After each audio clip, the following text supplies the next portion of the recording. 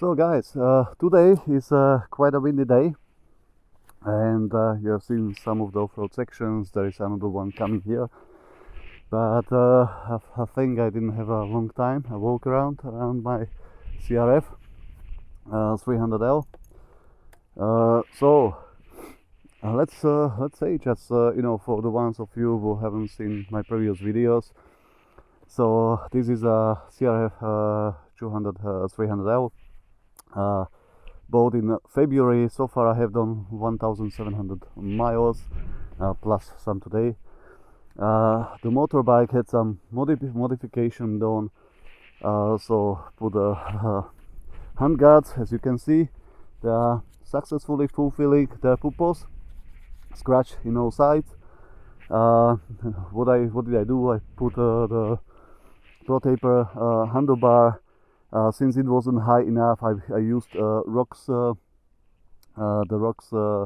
riser. I was not SpeedX, Rocks SpeedX. I was not sure whether there would be an issue with bending them forward backwards, since the joint, as you can see here, is on a round surface.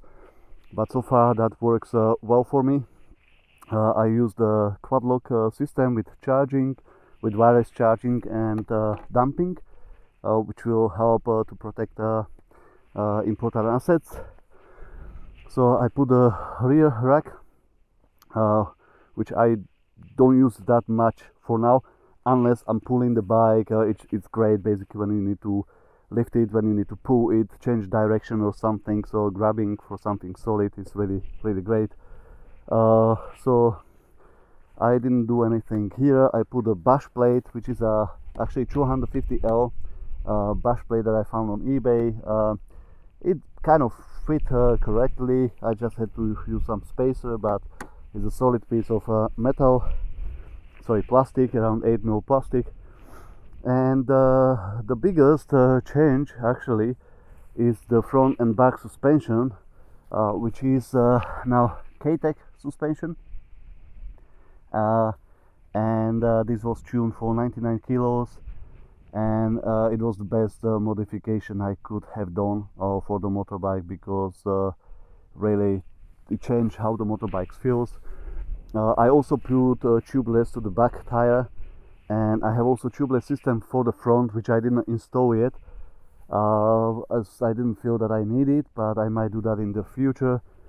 And on the back, these are original tires, and as you can see, the tires will soon need replacing, because for the off-road, if you are on a mud here, you kind of can already tell that that's not perfect. And I also changed for the tail tidy from what is it, Biker Bits. So yeah, for your information, so the rear rack, the tail tidy are from Biker Bits. Not this fender. It's bush plate is from eBay. The handlebar was from Amazon, through Amazon. The rocks was also through Amazon, and the hand guards, they were also from Amazon. And another modification I have done is actually this foldable mirrors, which proved to be quite good. If you are on the motorway or in a high RPM, there is some vibration transferring in the mirror, so it's hard to see some details. If you like, for example, to read a number plate from a car, it's difficult. But the flexibility of them, how many times did I fall, and they just fold, and you fix them back, and it's completely fine, no issue there.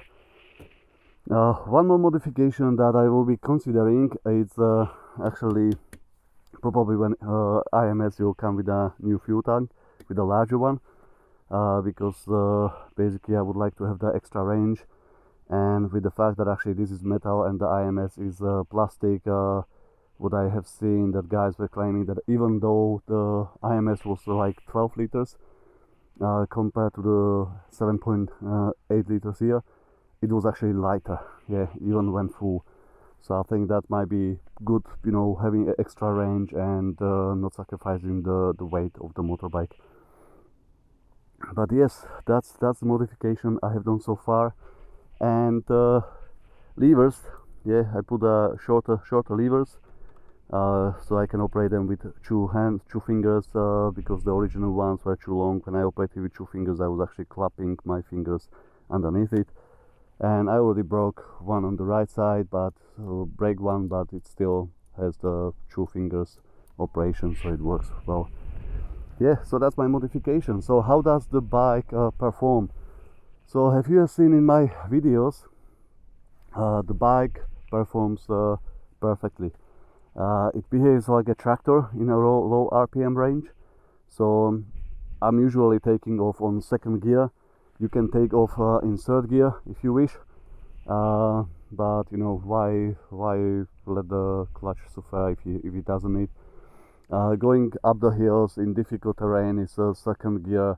In easy terrain uphill, I'm even using 3rd gear. 1st gear is kind of short, so I use that only if I'm going into a really difficult terrain and I haven't been there before, and I'm not sure. I don't want to risk, you know, downshifting in terrain. Yeah, then I sometimes, you know, go in the 1st gear, but so far 2nd gear could pull everything that I needed. Yeah, so the bike looks nice, drives nice. Yeah, there are a few things, as you know, that are kind of in a way, and I have seen people, you know, discussing this and, you know, putting some mods on it, but so far it's not such a pain that I would need to modify it. And what I found is that I don't know if someone has the same things, that the gears sometimes tend to jump, but I'm blaming also maybe this bit here that I need to cut off from the handle. Yeah, because I cannot fully pull, or I have to use all the force to fully pull the lever. So I'm thinking maybe it's just something that I can, you know, try to change my behavior in changing gears, and that might and you know, using better clutch engagement during that. But overall the bike is really doing well. I cannot complain. So yeah, so if you have some questions about it, then, you know, don't hesitate to write on YouTube, and I will try to reply to as many comments as possible. So let's then carry on.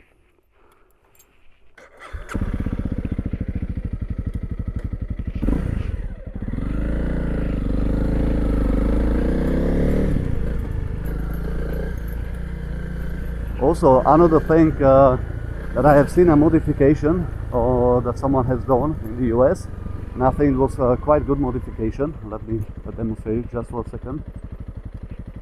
So there is a quite a bit of gap, as you can see, in the clutch. Yeah, and the reason was that actually these 2 guys, can you see this guy?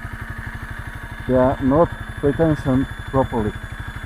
So I'm thinking to do the modification, and I've meant to do it for this ride, just to see how it behaves, because few people were saying, and I had also the feeling that the gas is a little bit jerky. Yeah, but my feeling is that it might be jerky exactly because of that, because you don't have the full control of the gas if you are really in the down position, because you might be at some point you might be in the free, no gas at all, and then you twist it slightly, yeah, nothing is happening, and then suddenly it pulls. Yeah, so I want to change it to basically remove the cap and to test it how it behaves, if I will feel more comfortable with it.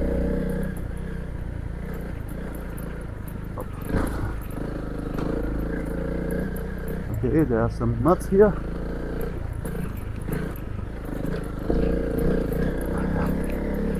But really, if you are doing some modification to the bike on top of the ergonomics that suits you, I definitely recommend the suspension.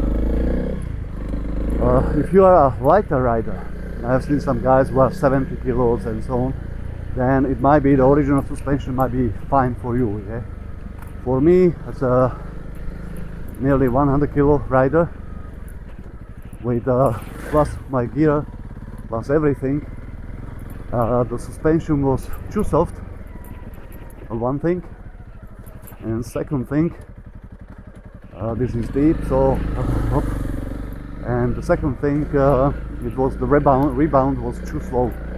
So when I was on a loose rocks, it just felt really unstable, because the time it took the suspension to rebound, you came to the next rock, and that basically had less compression space for the suspension, because the suspension was not in original position, and you came to third rock and it was even worse. Yeah, so the suspension for me was the best upgrade I have done, and that make the motorbike behave completely differently.